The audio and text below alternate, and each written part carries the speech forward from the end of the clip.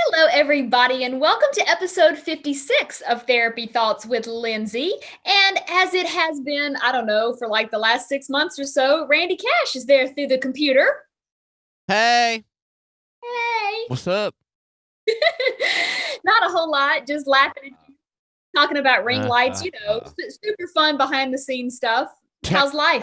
tech talk, as we say. Tech talk. There you go. Tech talk on therapy thoughts. Well, that's a whole mouthful of stuff. Yeah, there you go. Have fun with that. Things are going well. I hope you're doing well also. And yeah. I'm freezing. Oh my gosh, I'm freezing to death. I have like a little space heater going in my little recording studio. I guess the ventilation is not ideal in here. I'm gonna have to figure that out. But did you take the assessments yet, Randy? Did you send me the assessments? I only have the ones that you sent me before that I didn't take. No, so you're gonna find this really funny. I had a coaching client yesterday, and they were like, "I listen to your podcast every week because I want to see if Randy's taken the assessments yet." No, I didn't take the assessments. It's part of the bit, man. Lady, you're killing the bit. I know. I thought it was hilarious. Hilarious. I was cracking up. I was like, okay, I'm gonna need a minute. That's hilarious. Let's diverge. And so like I had to like redirect. I'm like, okay, you get some extra time here because that is funny. But anyways, I digress. So we are still talking about the five love languages. And today we're actually going to dig more into the idea of words of affirmation. That's like the one we're talking about this week. But I know you said you've taken the love languages quiz before. So I think you may have some idea of what that one is. But so essentially now we've got the DISC assessment, the four tendencies, the what was it, the attachment styles, and now the love languages that we have to get you like all up to speed on. But when we talk about words of affirmation, what we're really saying is how do you use your words to show your partner love and care and affection?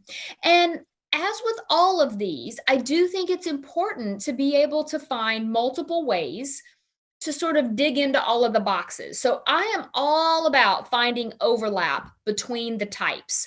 So some of the real simple examples that I go through are things like write your partner a note, leave it somewhere where they're going to see it before they leave in the morning, or maybe put it in the briefcase or their purse or their lunchbox, or put it in their car. Do something so that they can actually have some words from you that tell them how you feel, that tell them that you love them, that tell them you're grateful for them, that tell them just to have a great day, that you're thinking about them. It can really be that simple. Now, some people want to say when I give that example, yeah, but that's like a written word. That's not saying it out loud. Well, by all means, say it out loud. I'm not saying you have to write it down, but I also know kind of in the busy world that we live in, not always being on the same schedule as our significant other, sometimes we have to get creative. So, finding a way to write them a little love note, so to speak, is a great way to show you care. It's a great way to show that you love them. Every morning, I text my significant other something every morning, usually just good morning. But you know what? I also say it out loud while I text it. So I'm doing both simultaneously. So, because you say it out loud while you're texting, even though Right. she's not aware of that, okay. No, Right. but that is actually okay. I'll use you as an example then. The texty thing, that's a way to share words of affirmation that we have never had other than the last like decade or so. And it's really added a whole new dimension. Yes, we could argue that text messaging brings with it a whole set of complications when it comes to relationship communication. But one of the good ways that it shows up is actually being able to stay in contact with someone, even if you're not able to see them, to send them a quick word to just say, hey, I love you. Hey, I'm thinking about you. Hey, I hope you have a great day. Those kinds of things. I will even sometimes have clients, if, like, let's say, words of affirmation is really important to one partner, but maybe not so much to the other.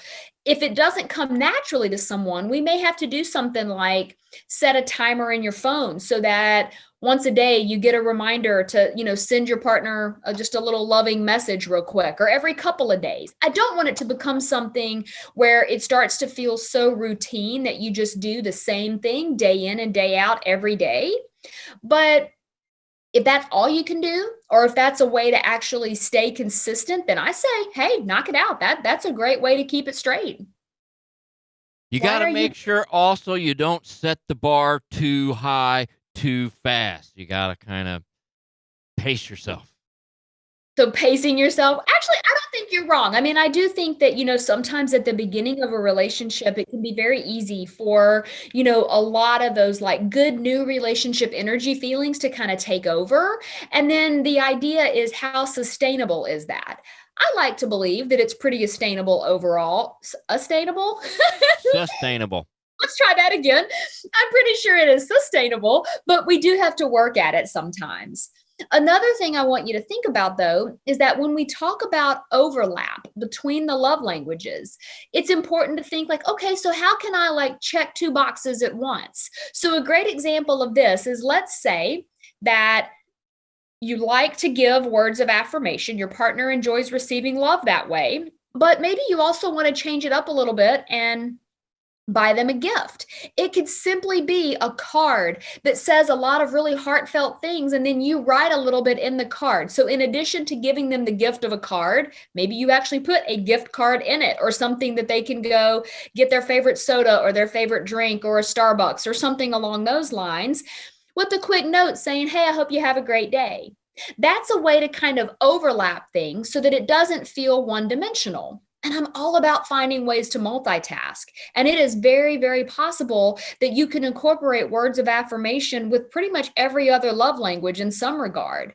Another example could be, let's say at the end of your day, you have that kind of get together, talk about your day, just sort of share how things are going for you. Well, in that conversation, you could also make it a point, while you're spending that quality check-in time, to include some words of affirmation in whatever it is you're doing and saying, not letting it feel like it only has to sort of solve one thing at a time. That's really the key here, is not just trying to feel so stuck and that there aren't options, because man, there are always options. Always, always. The beauty and the awesomeness of me is that, like, I'm engaged when my partner speaks and I listen.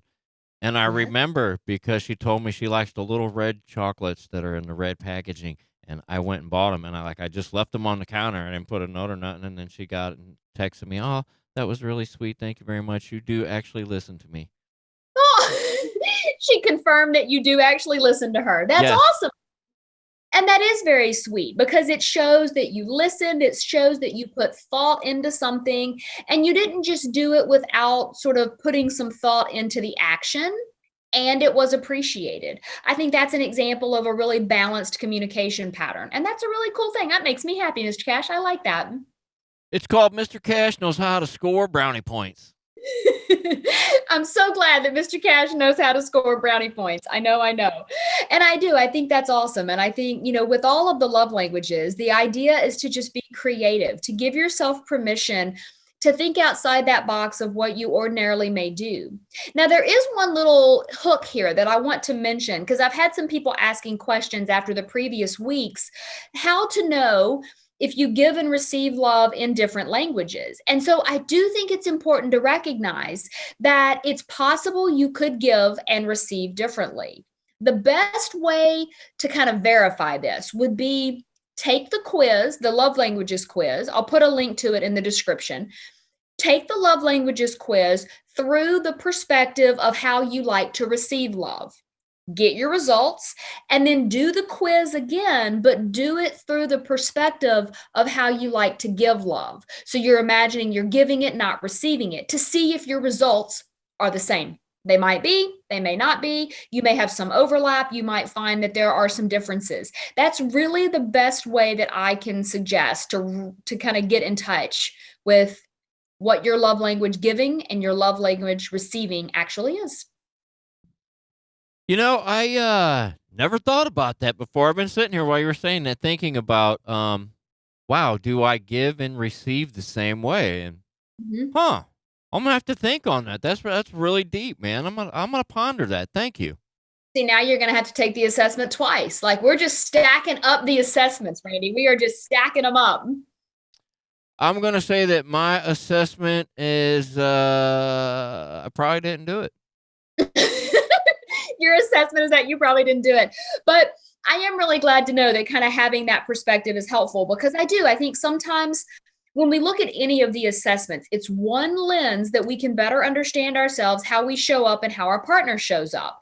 But anything we can do to take that to another level would be like doing it from a different perspective, like the giving and the receiving. So I do hope that you will try it. But I don't know. I have a feeling when we come back next week, I'm going to say, hey, Randy, did you do the assessment? And I can almost guess what the answer is going to be. Well, first rule of comedy, don't kill the bit. Okay. All right. We won't kill the bit. Although I'm bad at that. You do realize that I am the person that wants to over explain jokes. So I'll work on it. Likewise, and I'm known as the bit killer, so maybe next week I won't have it done. You're known as the bit killer. If people do want to follow along with you and your silly self, how can they do that? On the Instagrams at rcashcomedy. Thank you very, very much. Awesome, awesome. If you do want to follow along with what I've got going on, you can go to lindsaywalden.com and you will find all the info there that you could possibly need. There's links to previous blog posts, past podcast episodes, ways to get the free relationship guide, all sorts of stuff. If you do want to connect with me on social media, on Facebook, it's Lindsay Walden Consulting. That's my page over there. On Instagram and TikTok, it's at This Is Lindsay Walden. On Pinterest, it's Therapy Thoughts. And until next week, I do hope you keep living your best life and building the relationship of your dreams. We will be back next week with more.